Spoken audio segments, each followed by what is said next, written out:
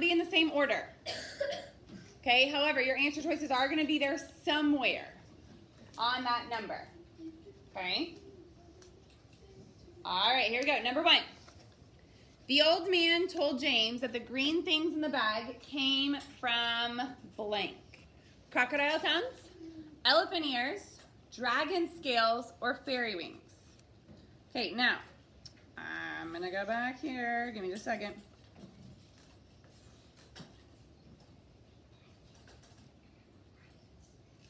Okay. Aha, the old man whispered. You'll never guess. He was crouching a little now and putting his face closer and closer to James. Then suddenly he jumped back and began waving his stick madly in the air. Crocodile tongues, he cried. 1,000 long, slimy crocodile tongues boiled up in the skull of a witch for 20 days and nights with the eyeballs of a lizard. All right, that's all I'm reading to you.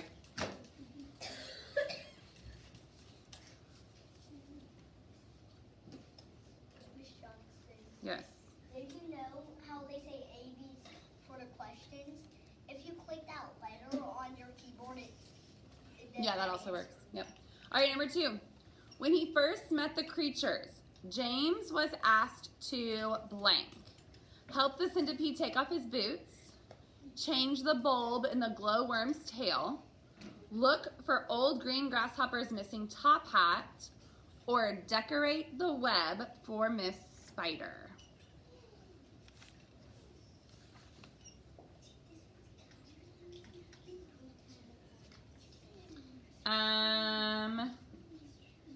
Hold on just a second.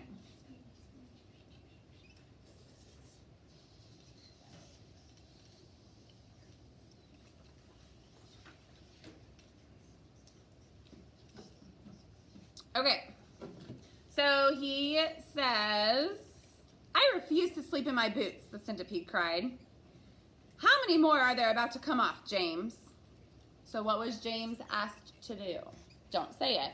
Just answer the question.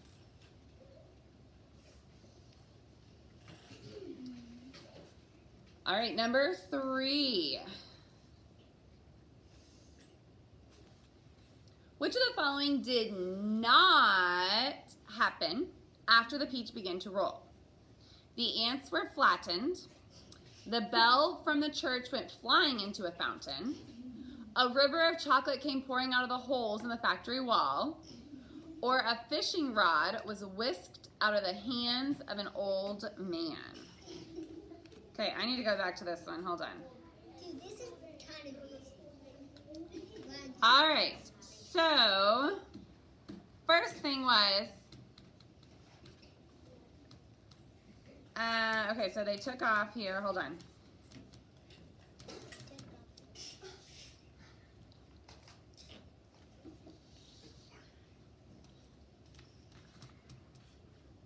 All right, and the peach rolled on, and behind it, Aunt Sponge and Aunt Spiker lay ironed out upon the grass as flat and thin as a couple of paper dolls. Yay!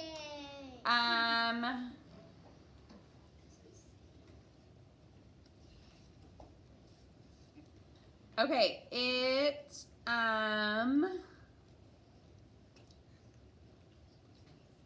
rolled through enormous buildings, and this building happened to be a chocolate factory, and it rolled in one side and came pouring out the other side.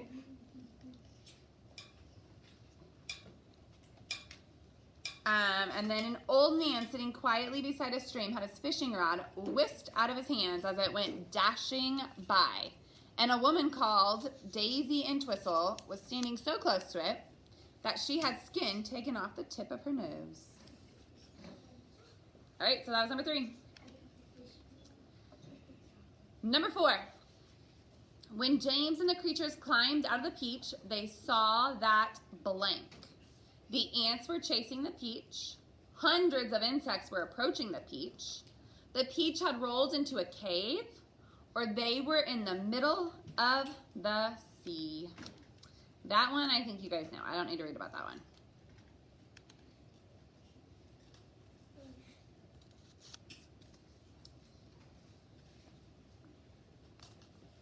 I'll give you a hint though. It says, we were bobbing up and down. I told you we're in the middle of the sea. There's your hint.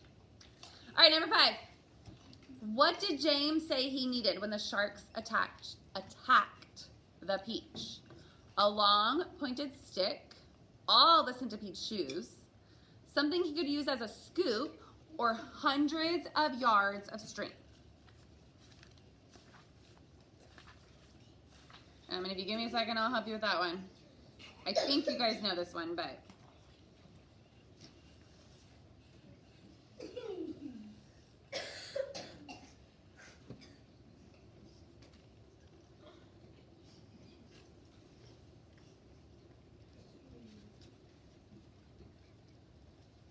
All right, so James is talking and he says,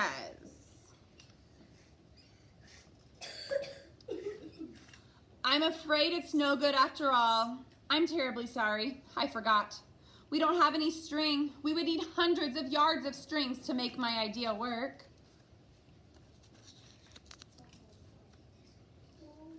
Okay, number 6. What happened after the Peach flew over the ship? The ladybug sang an entire opera. The glowworm told a scary story. Miss Spider performed a whirling dance on top of the Peach. Or the old green grasshopper played beautiful music.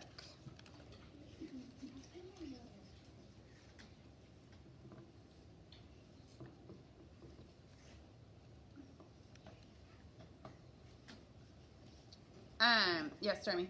I don't remember. Okay, I'm gonna read this one here. Hold on a second.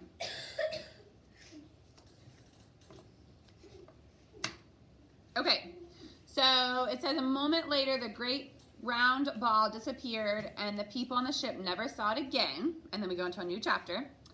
And this is where it starts. Wouldn't this be a perfect time for a little music? The ladybug asked. How about it, old grasshopper? Oh, with pleasure, my dear lady, the old green grasshopper answered, bowing from the waist. Oh, hooray! He's going to play for us, they all cried.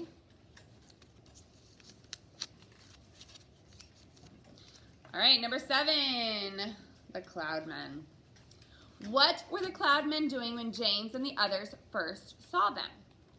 Poking each other with lightning bolts, making hailstones and showering them down onto the people below, forming clouds into animals, ships, castles, and other shapes, or throwing spears at the sun rays that were trying to shine.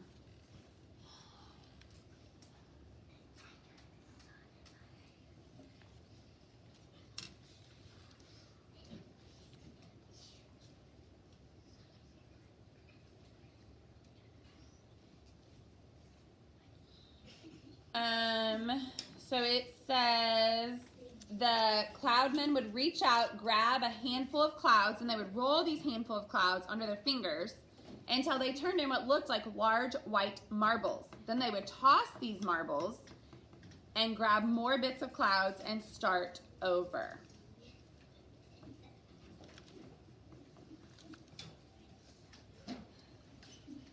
All right, number 8. What did one angry cloud man do? He tipped a gallon of purple paint onto the centipede.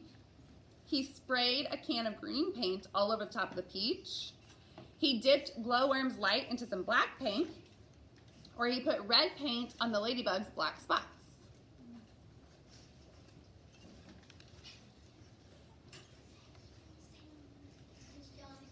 Yes. I got 100. Great, but you shouldn't be done quite yet, bud. Okay, so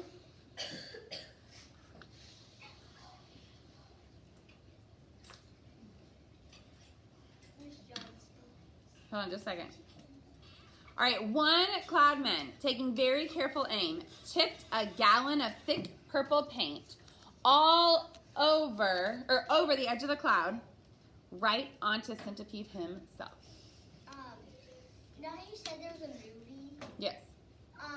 Can we watch that one? Probably, yes.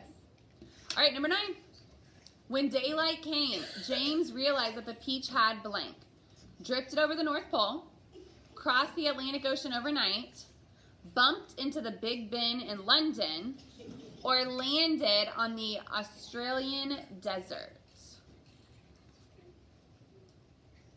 All right. Do you know what those buildings are? Shouted James, jumping up and down with excitement. Those are skyscrapers. So this must be America.